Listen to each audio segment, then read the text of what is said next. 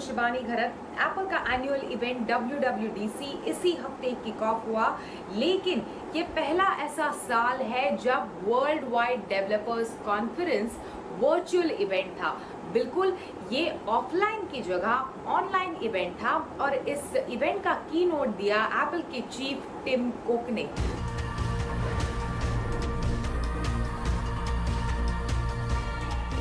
Good morning and welcome to WWDC.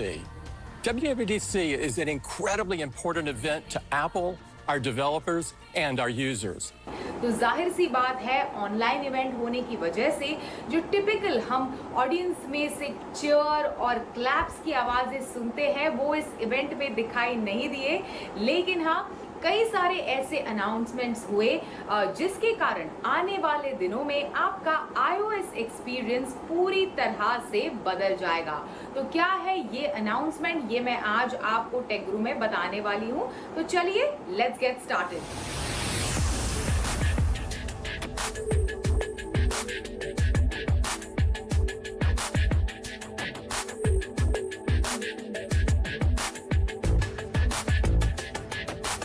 सबसे important announcement iOS 14 इसी साल, लेकिन आने वाले दिनों में पर इसी साल लॉन्च या फिर रिलीज होगा। iOS 14 की क्या खास बात है कि इसके होम स्क्रीन्स पर आपको विजेट्स मिलेंगे। मतलब जैसे ही अपडेट आता है और आप iOS 14 को अपने डिवाइस पर इंस्टॉल करते हैं तो इन विजेट्स को इनफैक्ट आप पिन कर सकते हैं और ड्रैग कर सकते हैं, बिल्कुल मैप्स की तरह। होम स्क्रीन में इनफैक्ट और एक एडिशनल फीचर ऐड हुआ है जो बिल्कुल एंड्रॉयड जैसा फीचर है। आपको एक ऐप लाइब्रेरी मिलेगी नए iOS 14 में जो पूरी तरह से आपके ऐप्स को ऑर्गेनाइज करेगा और आप आसानी से उसे नेविगेट कर सकते हैं। एक एडिशनल AI की मदद से जो मोस्ट यूज्ड ऐप्स है वो डेफिनेटली ऊपर आपको नजर आएंगे, लेकिन हाँ एसेंशियली ये एक टिपिकल एंड्रॉयड फीचर जो आपको iOS 14 में आने वाले दिनों में नजर आएगा। एक और एडिशनल फीचर जो आपको iOS 14 में नजर आएगा वो है पिक्चर इन पिक्चर सपोर्ट। मतलब क्या कि वीडियो देखते वक्त या फिर फेस टाइम आपके आईफोन पर करते वक्त आप किसी दूसरे ऐप का भी इस्तेमाल कर सकते हैं। इसी के साथ साथ जो iMessages है उनके मेमोजीज में और एडिशंस आपको नजर आएंगे iOS 14 में, और भी डाइवर्स होंगे और भी ज़्यादा इंक्लूसिव होंगे। नए हेयर स्टाइल्स आपको नजर आएंगे और हेड बैंड्स और फेस कवरिंग फीचर्स के साथ नए मेमोजीज iOS 14 में लॉन्च होंगे। इसी के साथ साथ एप्पल ने ट्रांसलेट अनाउंस किया है जो अलग अलग भाषाओं में 11 अलग अलग भाषाओं में इजी और नेचुरल ट्रांसलेशन ऑफ वॉइस और टेक्स्ट आपके लिए उपलब्ध करवाएगा। और अभी सीरी की मदद से आप ऑडियो मैसेजेस भी भेज सकते हैं iOS 14 पर। Another popular way to send messages with your voice is using dictation. Keyboard dictation uses the same speech recognition as Siri. And leveraging the power of the neural engine, we are now able to run dictation on device. AirPods की अगर हम बात करें तो AirPods को एक device से दूसरे डिवाइस में कनेक्ट करना कभी कभी मुश्किल हो जाता है, बिल्कुल स्टबर्न बिहेव करते हैं एयरपॉड्स। तो iOS 14 पर जो एयरपॉड्स है वो आसानी से और सीमलेसली कनेक्ट होंगे between one device to the other device. मतलब आसानी से एयरपॉड्स को आपका डिवाइस रीड कर पाएगा और सीमलेसली एक डिवाइस यानी एक एप्पल डिवाइस से दूसरे एप्पल डिवाइस को कनेक्ट करना बेहद आसान हो जाएगा iOS 14 पर। With iOS 14, we're introducing great new features to help our users reduce their carbon footprint. And our first one is also our most requested, it's cycling. अगर आप साइकिलिंग में रुचि रखते हैं तो एप्पल के नए मैप्स पर यानी iOS 14 के एप्पल के नए मैप्स पर आपको साइकिलिंग के नए नए रूट्स या फिर इलेक्ट्रिक व्हीकल रूटिंग आसानी से मिलेगी और आप इन एप्पल मैप्स के क्यूरेटेड मैप्स को फॉलो कर सकते हैं। एक बहुत ही इंटरेस्टिंग फीचर iOS 14 का जो एप्पल के WWDC के कीनोट एड्रेस में अनाउंस हुआ वो था Apple car keys. I'm excited to introduce a digital version of car keys. Now you can leave your keys at home and unlock and start your car with your iPhone. बहुत ही amazing feature है। In fact Apple ने BMW के साथ tie up किया है, जिसकी मदद से आप डिजिटली अपनी गाड़ी को अनलॉक या फिर स्टार्ट कर सकते हैं।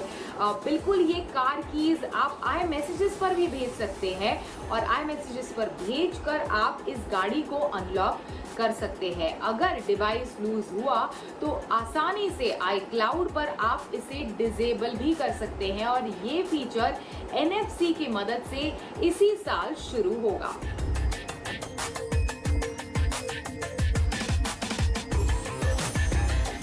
चलिए अभी बात करते हैं iPad OS 14 के बारे में। तो कई सारे चेंजेस आपको इस डिवाइस पर यानी iPad पर भी नज़र आएंगे OS 14 के लॉन्च के बाद। सबसे इम्पॉर्टेंट चेंज अभी फॉर एग्जांपल आप बात कर लीजिए FaceTime की या फिर इनकमिंग कॉल्स की या फिर Siri की या फिर किसी भी तरह के सर्च की, Siri इंटरैक्शंस या फिर किसी भी तरह के सर्च की, तो उसे यानी उसकी डिज़ाइन को और भी कॉम्पैक्ट बनाया जाएगा ताकि अगर आप कोई iPad पर काम कर रहे हो, ज़रूरी काम कर रहे हो, तो उसे ये सारे फीचर्स उसे इंटरप्ट ना करे। तो बहुत ही कॉम्पैक्ट तरीके से आप ऑन द साइड लाइन्स ये सारी चीज़ें कर सकते हैं। साथ ही जो मुझे सबसे ज़्यादा इंटरेस्टिंग लगा बीइंग अ जर्नलिस्ट, एक फीचर स्क्रिबल इंट्रोड्यूस किया जाएगा, जिसकी मदद से जो टेक्स्ट फील्ड है आपकी, उस पर आप आसानी से कुछ भी राइटिंग फील्ड पर स्क्रिबल कर सकते हैं और उसे ऑटोमेटिकली टेक्स्ट में कन्वर्ट किया जाएगा। तो चाहे वो आपको मैसेज भेजना हो, ईमेल भेजना हो या फिर कुछ भी सर्च करना हो, बस आपको स्क्रिबल करना है और उसे टेक्स्ट में कन्वर्ट करके आपके सर्च या फिर ओवरऑल कुछ भी लिखने वाले एक्सपीरियंस को और भी सीमलेस और आसान बना सकता है ये स्क्रिबल। चलिए अब बात करते हैं वॉच OS 7 के बारे में। तो उसमें एडिशनल हेल्थ फीचर्स भी ऐड हुए हैं। सबसे इम्पॉर्टेंट फीचर है इसमें स्लीप ट्रैकिंग, मतलब आपके पूरे बेड टाइम को, स्लीपिंग पैटर्न को वॉच पर आप ट्रैक कर सकते हैं। बेड टाइम का वक्त हो गया, ये अलार्म या फिर अपडेट आपको ऑफकोर्स आपका वॉच डे का कितनी डीप आपकी स्लीप है, ये सारे अपडेट्स, स्लीप ट्रैकिंग के सारे अपडेट्स आपको आपके रिस्ट पर आसानी से नए वॉच OS 7 में मिलेंगे। लेकिन कोविड-19 के सिनारियो में और जो हमारे आसपास हो रहा है, इसको मद्देनज़र रखते हुए एक इम्पॉर्टेंट फीचर जो आपको वॉच OS 7 पर मिलेगा वो है इसका हैंड वॉशिंग फीचर। मतलब एग्जैक्टली क्या करेगा, जैसे ही आप वॉच OS 7 को अपने एप्पल वॉच पर, एग्जिस्टिंग एप्पल वॉच पर इंस्टॉल करेंगे तो 20 सेकेंड का काउंटडाउन शुरू होगा ये देखने के लिए, और मोशन डिटेक्शन की मदद से इनफैक्ट एप्पल वॉच आपको बताएगा कि 20 सेकेंड तक आपने आपके हाथ धोए हैं या फिर नहीं धोए हैं। तो काफ़ी इंटरेस्टिंग फीचर है और एक फ्रेंडली रिमाइंडर आपको मिलेगा कि 20 सेकेंड आपको हाथ धोने हैं कोविड-19 से अपने आप को और अपने परिवार को दूर रखने के लिए। तो ये दो important features Apple watch OS 7 पर ऐड होंगे। इसी के साथ साथ एक एडिशनल वर्कआउट फीचर जो आपको एप्पल वॉच OS 7 पर मिलेगा वो है डांस फीचर। मतलब आपके हैंड और लेग मूवमेंट्स को ट्रैक करते हुए एक डांस करते वक्त आपने कितनी कैलोरीज बर्न की, ये भी आपका एप्पल वॉच आपको बताएगा। मतलब अब तक जो आप योगा, साइकिलिंग, रनिंग वगैरह जैसे वर्कआउट्स ट्रैक करते थे एप्पल वॉच की मदद से, तो अभी आप डांस मूव्स को भी ट्रैक कर सकते हैं वॉच की मदद से। चलिए अब बात करते हैं मैक OS के बारे में। तो इस की नोट में Mac OS big sur announce हुआ, जिसकी मदद से जो दुनिया भर के डेवलपर्स हैं वो अपने एग्जिस्टिंग एप्स को कन्वर्ट कर सकते हैं to Apple silicon to get an enhanced and more powerful experience. साथ ही एप्पल ने अनवेल किया tvOS 14 एप्पल टीवी डिवाइसेस के लिए। तो कंपनी ने पार्टनर भी किया है गूगल और Amazon के साथ आपके एक स्मार्ट होम के एक्सपीरियंस को और भी बेहतर बनाने के लिए। अभी tvOS 14 की मदद से गेमर्स आसानी से Xbox Elite 2 और Xbox Adaptive को इनफैक्ट कनेक्ट कर सकते हैं Apple TV डिवाइसेस के साथ एक फन और भी एक्सटेंसिव गेमिंग एक्सपीरियंस हासिल करने के लिए। तो ये सारे अनाउंसमेंट्स इनफैक्ट की नोट में हुए, जिसकी मदद से आने वाले दिनों में आपके iOS एक्सपीरियंस को और भी बेहतर बनाया जा सकता है।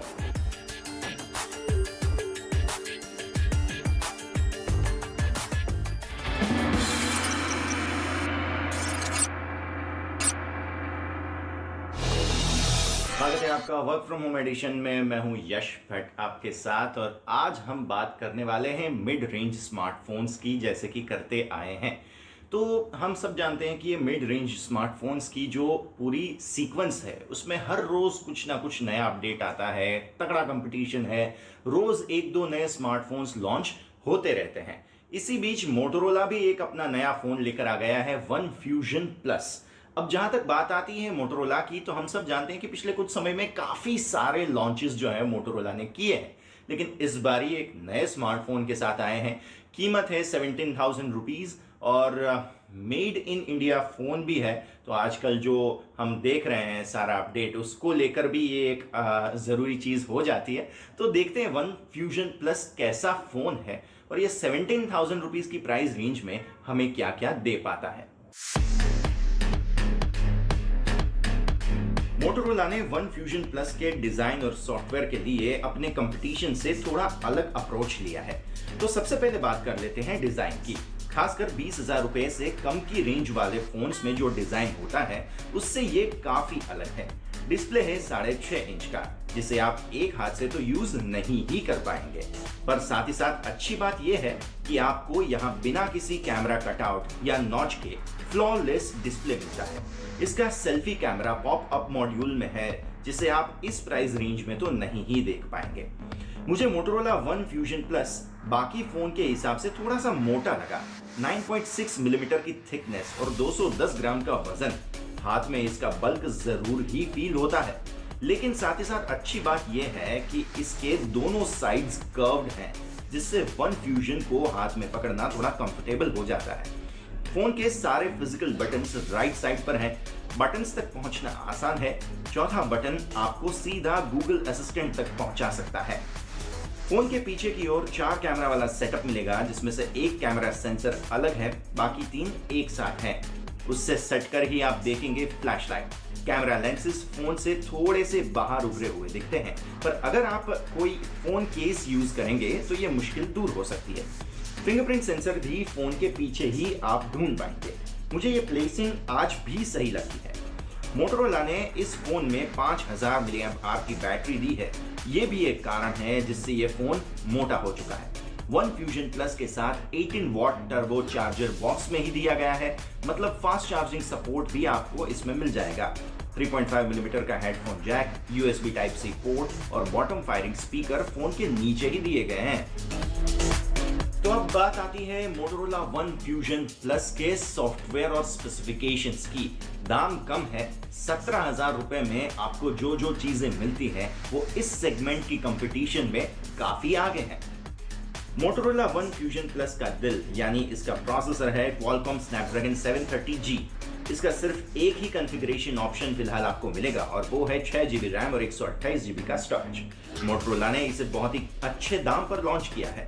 हाँ, ये बात जरूर मानता हूँ कि इसके डिस्प्ले के पास अच्छा रिफ्रेश रेट नहीं है, लेकिन ये डील ब्रेकर भी नहीं बनेगा। डिस्प्ले काफी क्रिस्प है, IPS LCD पैनल है और 3 कलर मोड में से आप कोई भी सिलेक्ट कर सकते हैं। ये डिफॉल्ट तौर पर सैचुरेटेड मोड पर होता है, जिसे आप बदलकर नेचुरल या बूस्टेड पर बदल सकते हैं। इस फोन पर कोई भी ग्लास प्रोटेक्शन नहीं है। मोटोरोला के मुताबिक उन्होंने एंटी फिंगरप्रिंट और एंटी स्क्रैच कोटिंग जरूर की है, लेकिन आप फिर भी थोड़े से केयरफुल रहें तो बेहतर होगा। मोटोरोला वन फ्यूजन प्लस 2 रंगों में उपलब्ध हुआ है, ट्वाइलाइट ब्लू और मूनलाइट व्हाइट। आपके पास स्टोरेज एक्सपेंशन ऑप्शन जरूर है, लेकिन सामने है सिम ट्रे हाइब्रिड, यानी कि या 2 सिम या तो एक सिम और एक मेमोरी कार्ड, मर्जी आपकी।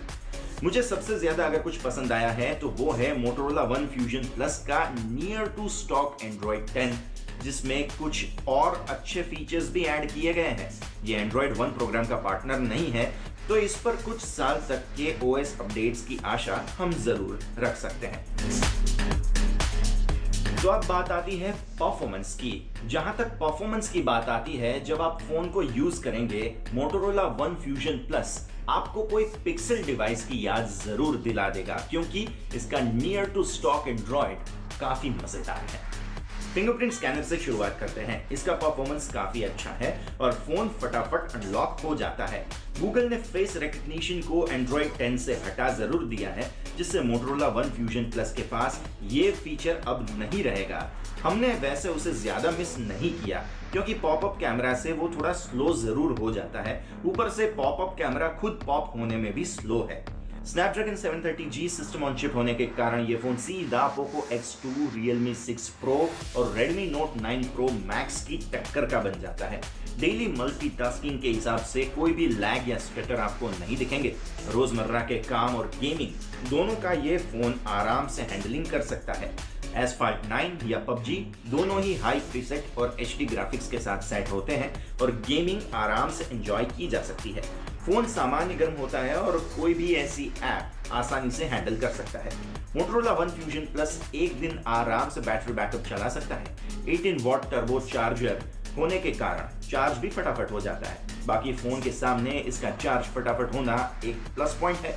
फुल चार्ज होने में 2 घंटे से थोड़ा ज्यादा वक्त जरूर लग जाता है। अब बात आती है कैमरा डिपार्टमेंट की। तो बाकी फोन्स आजकल हम देख रहे हैं जो इस प्राइस रेंज में आते हैं, वो 4 कैमरा लेंसेज के साथ आते हैं और यहाँ पे भी यही हाल है। Motorola One Fusion Plus का मेन सेंसर है 64 मेगापिक्सल वाला प्राइमरी कैमरा, जो f1.8 अपर्चर के साथ आता है। दूसरा है 8 megapixel ultra wide angle camera, जो f2.2 अपर्चर के साथ आता है। 5 मेगापिक्सल का मैक्रो कैमरा f2.4 अपर्चर के साथ, और आखिर में है 2 मेगापिक्सल डेप्थ सेंसर।